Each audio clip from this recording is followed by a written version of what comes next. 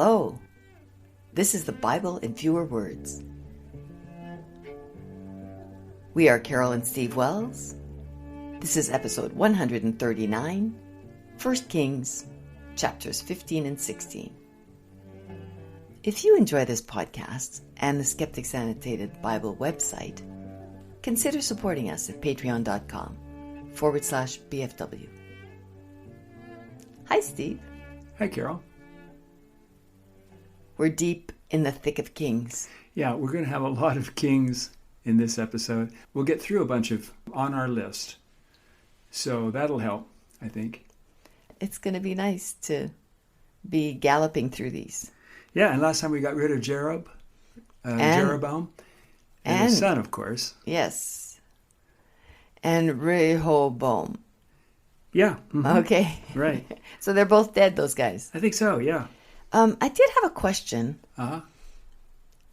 Somebody sent his taskmaster to the other country, and those people said, we don't want you here, and they stoned him to death. Yeah. And then he, after being stoned to death, got in his chariot and went back home.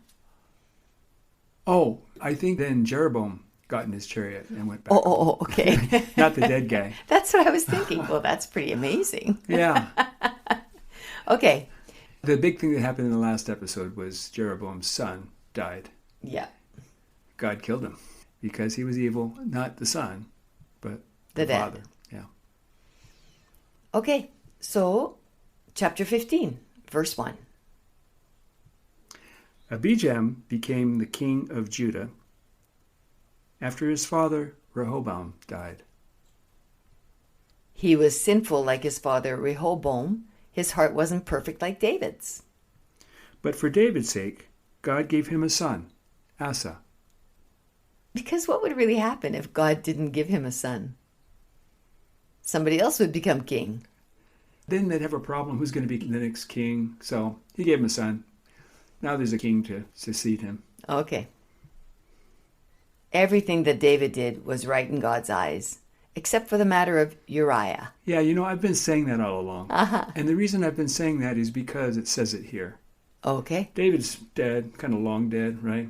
Long dead. But first, a good verse to remember when you're talking to Bible believers is 1 Kings 15:5. Verse 5, chapter 15, verse 5, because it says right there that everything that David ever did was right in God's eyes, except for that one thing about the matter of Uriah. Okay. So when he bought his first wife with 200 Philistine foreskins, that was okay. That was okay. And et cetera, et cetera, et cetera. I mean, when he had told his son to kill his enemies with that hit list, that was okay. Everything he did was okay. Was not only okay, was right in God's eyes.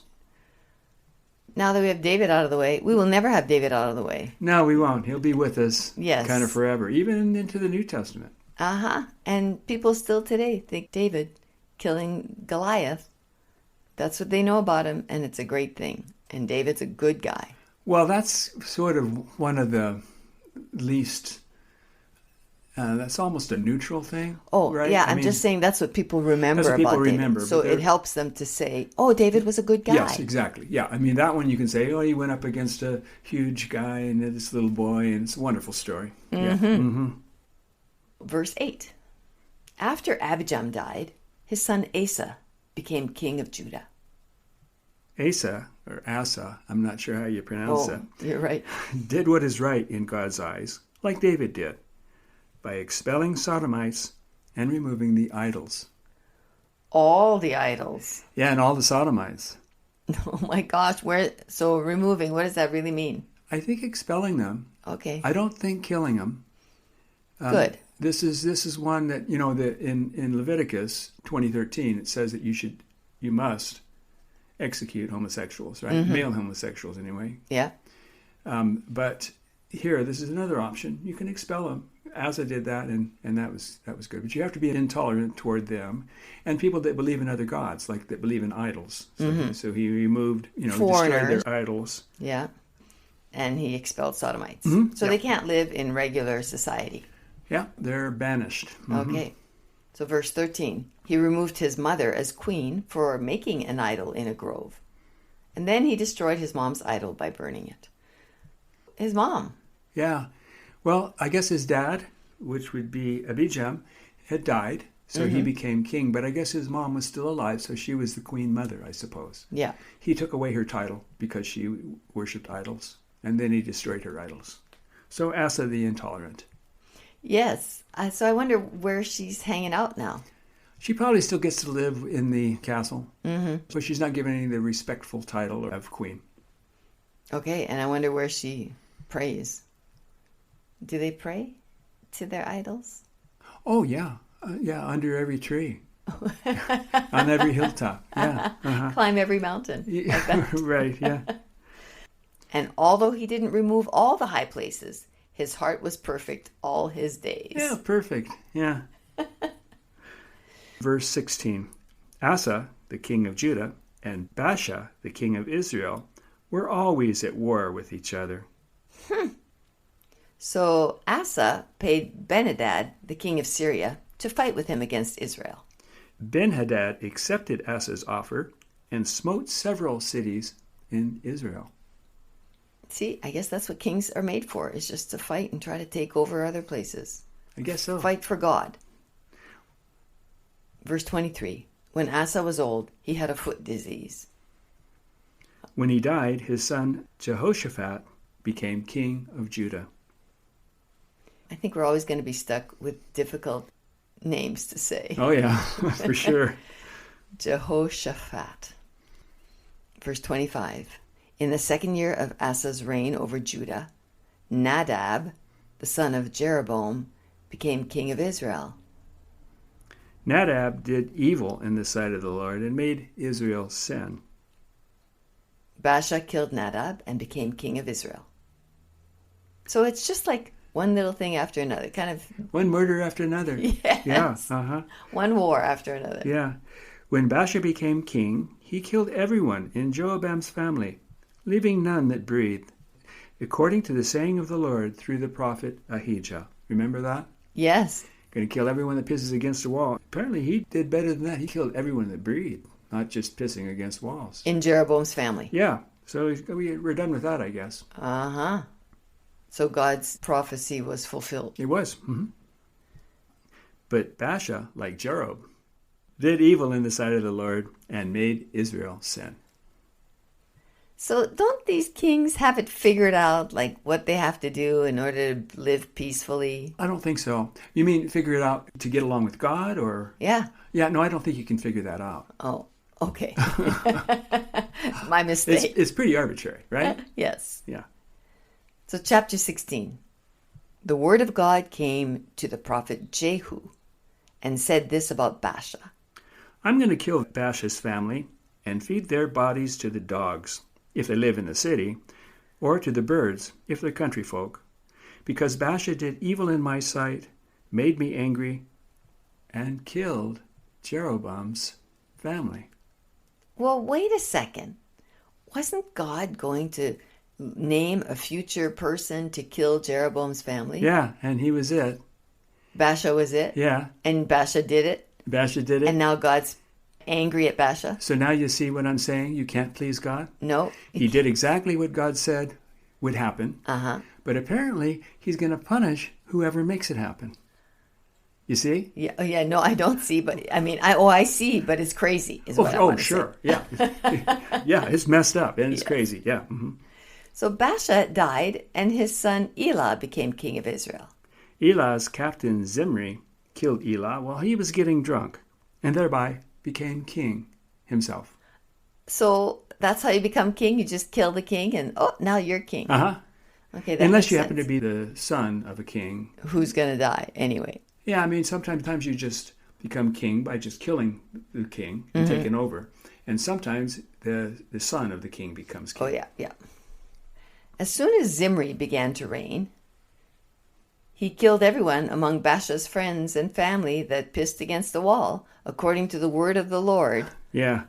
So remember we had just a few verses before he was going to kill everybody in Baasha's family. And now it's being fulfilled. Uh-huh. The prophecy of Jehu the prophet. Yeah, that's great. Okay, so verse 15. Zimri was king of Israel for a week after killing King Elah. But when the people heard that Zimri killed Elah, they made their captain Omri king. Omri and everyone in Israel. I have to stop you there. So we were talking about two ways you can become king. Yes. One is by killing the current king and just taking over. The other is being the son of a king. And the other is having the people say, hey, we want this guy to be king. And then they kill the king. That is crazy. It's a peaceful transfer of power. Yes, it is. Omri and everyone in Israel attacked the city of Tisra, where Zimri was living. When Zimri saw that the city was taken, he went into the king's palace and set it on fire. He died in the fire. Okay, Zimri died in the fire. He knew he was going to die, so Yes. I'll just burn the place down, and he died in the fire. So Zimri burned to death to punish him for doing evil in the sight of the Lord, behaving like Jeroboam, and causing Israel to sin. Well, that's obvious. Yeah, right. Omri was evil in the sight of the Lord and was the worst person who ever existed. Another one. You know how you have in the Olympics, you have records that are broken? Yes. Like the person that jumps the highest and runs the fastest. Well, here you have the person that is the evilest. And they keep setting records. Yeah. So right now, Omri is the evilest person to ever have existed. He behaved like Jeroboam and made Israel sin and made God angry. And verse 28, when Omri died, his son Ahab became king of Israel. Ahab was the worst person that ever existed. Tell me, you're not just adding these lines in the Bible. Well, let me check. And sometimes I do things. No, I try not to do that. Okay, here's what the verse 30 actually says in the King James Version. And Ahab, the son of Omri, did evil in the sight of the Lord above all who were before him. Okay, that's pretty close to Ahab was the worst person that ever existed. I think so. It's above all that ever existed. So verse 31, he married Jezebel. Oh, Jezebel. Jezebel. So Ahab and Jezebel are very famous, right? Especially Jezebel. Yeah. I know that when a woman is called a Jezebel, that's not a good thing. Right. And we'll find out why. Okay, so he married Jezebel, worshipped Baal, and built an altar to Baal in Samaria. He did more to anger God than all the kings of Israel before him. Surprise! Yeah. Well, that's very interesting. Yeah, so we got through how many kings? 1, 2, 3, 4, 5, 6. We're on the 7th king of Israel. Okay, should we name those? So there's Jeroboam, and then there's Nadab, Baasha, Elah, Zimri, Omri, and Ahab. Yeah. That's a lot. That's all the kings of Israel. And then the kings of Judah go from Rehob, Abijam, Asa, and Jehoshaphat. Oh, Jehoshaphat. Yeah. And so now, we haven't talked about this much, but since this is kind of a short episode, to probably give some idea of the time that these things supposedly occurred. So David lived around 1,000 years BCE. So BCE is before Common Era. So BC, before Christ, if we want to name everything after the year of our Lord. So about 1,000 years BCE. And now we are about 850 BC. So we've gone through about 150 years since David. But a whole bunch of kings there. Yeah, and kings now are reigning for shorter and shorter periods Sometimes of time. just a week, right? Yeah. Oh, it's not really a job I would want, I don't think. Yeah, they're generally pretty short. Before we were having kings reigning, how long? 40 years. 40 years. Yeah, that's not happening anymore. No. Yeah. Okay, well, thanks for the class. Sure. Professor Wells. Yeah, right. Okay, and listeners, thanks for sticking with us. We'll see you next time. Bye-bye. Bye.